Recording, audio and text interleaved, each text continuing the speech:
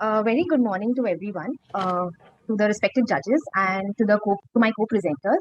My name is Tanvi, and the topic of my presentation is retropupillary iris claw lenses versus scleral fixated lenses using Gotex in children with large subluxations. So the management of subluxated lenses varies from optical correction in low grades of subluxation to the removal of the lens and intraocular implantation in higher grades. The management of the resultant aphasia following the removal of the lens can either be done through anterior chamber IOLs, iris claw IOLs, which would either be prepupillary or retropupillary, or scleral fixated IOLs, which would either be suture or sutureless. At present, there is paucity of literature which documents the safety of Gotex in pediatric eyes. Also, there is no consensus on which of these techniques is the best for early visual rehabilitation in children. Hence, we undertook this study with the aim of comparing the post-operative functional outcome of retropupillary IOLs versus sutured scleral fixated IOLs using Gotex in children with subluxated lenses, and to compare the IOL tilt in the two groups. So this study was conducted over a period of 1 year. 28 eyes with subluxations of more than 7 clock hours were randomly divided into two groups, both of which underwent pars plana lensectomy and vitrectomy, followed by the implantation of retropupillary IOL in group A and scleral fixated IOL in group B. So our primary outcome was best corrected visual acuity at 3 months in logMAR. Secondary outcome was assessment of the IOL tilt, mean change in the astigmatism, and the median operating time. We included all the patients in the age group of 6 to 18 years with subluxations of more than 7 clock hours. And our exclusion criteria was all the anterior and posterior segment abnormalities or any gross anterior posterior segment pathologies. So the surgical technique in group A involved marking the horizontal meridian at 3 o'clock and 9 o'clock, followed by the creation of the pars plana ports, and a pars plana lensectomy and vitrectomy. This was the retropupillary IOL that we used, and the arrow here shows the iris claw mechanism into which the iris tissue was enclaved. A superior clear corneal incision was created, followed by the insertion of the IOL into the anterior chamber, after which it was held by the lens grasping forceps and slipped posterior to the iris. It was enclaved into the mid-peripheral portion of the iris using a Sinskey hook, which is the least, and the mid-peripheral portion being the least vascular and the least immobile, followed by the creation of a peripheral iridectomy, and this is the result at the end of the surgery. Group B involved marking the horizontal meridian, followed by the creation of 4 pars plana ports, two on either side. These ports were placed 5 mm apart and 3 mm from the limbus. This was the SF-IOL that we used with 4 eyelets. So the Gotex suture was cut into 2 halves, and each half was threaded through the adjacent eyelets of the SF-IOL. A superior clear corneal incision was created, followed by the insertion of the IOL into the anterior chamber. Then these suture ends were passed into the anterior chamber, and then they were externalized to the respective sclerotomies. This, after ensuring adequate IOL centration, the sutures on either side were tight. So this is the result at the end of the surgery. So when we observed the best corrected visual acuity at the end of the 3 months, we found it to be slightly better in group B, which is the SF-IOL group, as compared to group A. However, it was not statistically significant. We measured the IOL tilt by a technique described by Loya et al. Using the ultrasound biomicroscope. So the distance from the iris pigment epithelium to the anterior surface of the IOL was measured superiorly and inferiorly for the vertical meridian and nasally and temporally for the horizontal meridian. If the difference between the two was more than 100 microns, it was considered to be a significant tilt for that particular meridian. So we found that group B had a higher number of IOL tilts as compared to group A. However, it was not significant. We also compared the astigmatism between the two groups and found that the astigmatism in group B, the groups with IOL tilt was higher. There's a significant change in the post-operative astigmatism from the pre-operative value in both the groups. However, post-operatively, they were comparable. And when it came to the mean operating time, there was a statistically significant difference between the two groups, with group B having a mean operating time of 90 minutes. So this is a patient of clear lens subluxation who underwent retropupillary iris claw implantation. As we can see, these are the enclavation sites, and the IOL appears to be well centered clinically and on UVA.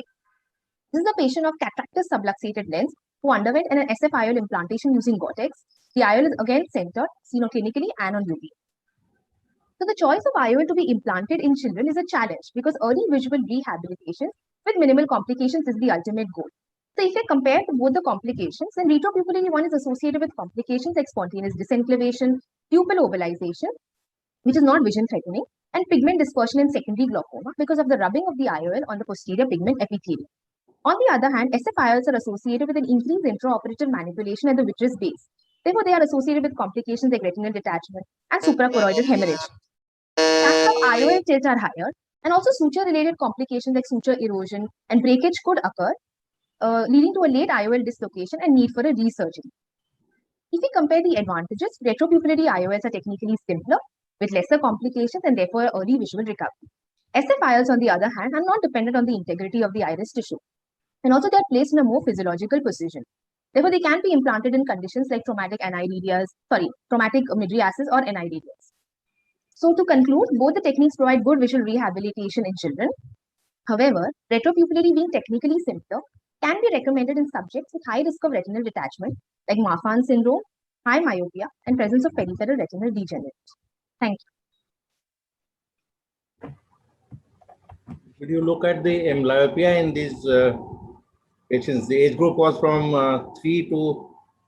so 6 to 18, sir. 6 to 8. So some of them could be amblyopes, and you have looked at the visual acuity outcomes.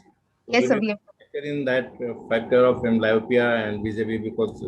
yes, sir. So because that's why we put all the traumatic and pathology cases as exclusion criteria, so that any low vision post surgery could be attributed to amblyopia and not any other organic cause. So yes, So did you give any amblyopia therapy? These cases did not. You did not give any. These were not the ones which had amblyopia. You are saying. Yes, sir. Yes, sir. Many patients, almost 7 in Group A and 4 in Group B, did not acquire a very good visual acuity post-op. So we did give them amblyopia therapy, out of which, sir, only 2 of them improved by 1 line in Snellen visual acuity, sir. And they were in the age group of 6 to 7 years. I think your age group was older for amblyopia therapy to be successful, probably, to that, because children were older, probably. And yes. You amblyopia therapy probably you gave for a small. How long did you give amblyopia therapy? So we gave it for 8 weeks, and at the end of 8 weeks, if we thought there was no improvement, then we discontinued the occlusion therapy, sir.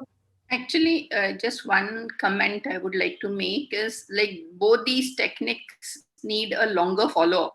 Your follow-up was only 3 months. Both SFIOL and iris claw lenses have complications long-term. So I think a longer follow-up would reflect the advantages or disadvantages of each technique in a better way than a short-term follow-up. Yes, ma'am. Very true, ma'am. Very true. That was one of the limitations of our study. Edema is much more common with the iris claw lenses as against the SFIOLs. Yes. And very true, ma'am. Yes. Any complications you saw with iris claw lenses? Any problems or surgical difficulties? So there were no surgical difficulties. We also did not have any disenclavations. And at the end of 3 months, although it's a very short follow-up, we did not have any pigment dispersion. I have followed up the patients for over a year now. So they have not reported any. Pupils dilate well. Pupils. So yes, sir, the pupils dilate well because we are enclaving it in the mid-peripheral portion, sir. So it is not really affecting the pupillary dilatation. And this astigmatism and tilt, did you try to correlate and find out, was it because of the tilt? How much, I mean, the astigmatism, did you try to correlate the two? And yes, sir. So we had actually also calculated the keratometry values pre and post-op. So none of the patients had pre-op significant astigmatism. So whatever post-op was either because of the lens tilt and also because of the surgically induced astigmatism. It was. So, but you didn't find any difference between the two groups. So we found, sir, we found between the tilts, we compared the tilts and the non-tilts, and we found the astigmatism to be higher in the tilts group. Okay, so this group should have had poor visual acuity outcomes. The ones, I mean, this 12 fixated, but you did not find it was not significant. So it was not significant. So in fact, 3 months post-op, the SFIOL has a better outcome as compared to retropupillary, but it was not a significant difference. But as Dr. Shubhangi is saying, your follow-up is very short. 3 months is a very short time. At least it should be at least 1 year, maybe longer period. Yes, sir. Very right, sir. Anything, Dr. Shubhangi, you want to ask? No. Yeah. Thank you so much, sir.